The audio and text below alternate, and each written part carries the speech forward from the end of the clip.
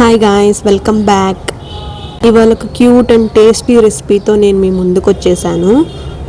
అదేనండి బేబీకార్న్తో చాలా వెరైటీస్ చేసుకోవచ్చు కదా. బేబీకార్న్ స్టిక్స్ ఎలా చేయాలో నేను ఈ వీడియోలో క్లియర్గా ఎక్స్ప్లెయిన్ చేస్తాను, చూసేయండి. ముందైతే బేబీకార్న్ని వాష్ చేసుకొని అందులో వాటర్ పోసుకొని నెక్స్ట్ పసుపు వేసుకొని బాయిల్ చేసుకోవాలి ఒక 10 minutes. నెక్స్ట్ ఇప్పుడు దాని మ్యారినేషన్ కోసం మనం ఒక బౌల్ తీసుకొని అందులో బియ్యం పిండి, అలాగే మైదా పిండి, అలాగే 1 tablespoon కారం, అలాగే 1/2 tablespoon పసుపు అండ్ సాల్ట్ మీ రుచికి తగినంత వేసుకోండి. జింజర్ గార్లిక్ పేస్ట్ కూడా యాడ్ చేసుకోవాలి. మోస్ట్లీ టీ టైమ్ స్నాక్గా యూస్ చేసుకుంటాము. ఇప్పుడు గరం మసాలా కూడా యాడ్ చేసుకోవాలి, అలాగే పెప్పర్ పౌడర్ కూడా యాడ్ చేసుకోండి. ఇప్పుడు అదంతా బాగా కలుపుకోవాలి, నీట్గా అంతా మిక్స్ అయ్యేంత వరకు బాగా కలుపుకొని పక్కన పెట్టుకుందాం. ఇప్పుడు నెక్స్ట్ ఇప్పుడు బేబీకార్న్ని స్టవ్ మీద పెట్టుకొని బాయిల్ చేసేసుకోవాలి. వాటర్ మరుగుతున్నప్పుడు సాల్ట్ అండ్ పసుపు యాడ్ చేసుకొని బాయిల్ చేసుకోవాలి. బేబీకార్న్తో చాలా వెరైటీస్ చేస్తారు అని చెప్పాను కదా, మీకేమి ఇష్టమో నాకు కమెంట్ చేయండి. నెక్స్ట్ ఇప్పుడు ఇందాక కలిపి పెట్టుకున్న మ్యారినేషన్ పౌడర్లో కరివేపాకు కూడా యాడ్ చేసుకోవాలి.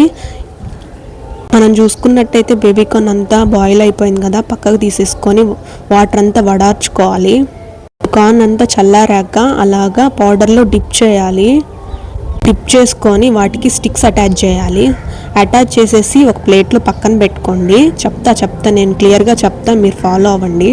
నెక్స్ట్ అయితే డిప్ చేసుకొని పౌడర్ అంతా కార్న్కి అంతా పట్టేట్టుగా పెట్టేసుకొని స్టిక్స్ అటాచ్ చేసుకొని పక్కన పెట్టుకున్న తర్వాత ఇప్పుడు ఆ పౌడర్లో మనం కొంచెం వాటర్ వేసుకుంటూ, ఎక్కువ వాటర్ పోయొద్దు, కన్సిస్టెన్సీ అలా ఉండాలి. ఇప్పుడు ఆ స్టిక్స్ని బజ్జీల్లా అలా ముంచుకొని నూనెలో వేసుకోవాలి.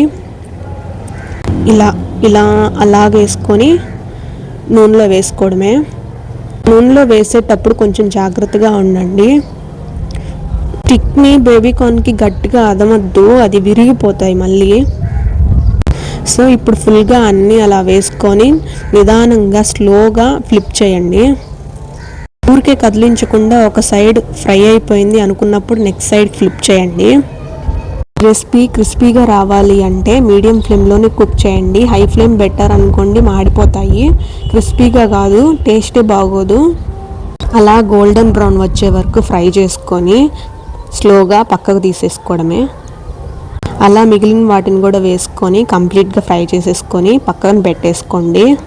ఈ స్టిక్స్ని టొమాటో కెచప్తో కానీ సర్వ్ చేసుకుంటే టేస్ట్ అద్దరిపోద్ది. ఒకసారి ట్రై చేయండి, నాకు కామెంట్లో చెప్పండి మీరు ఎలా ఉంది అనేది.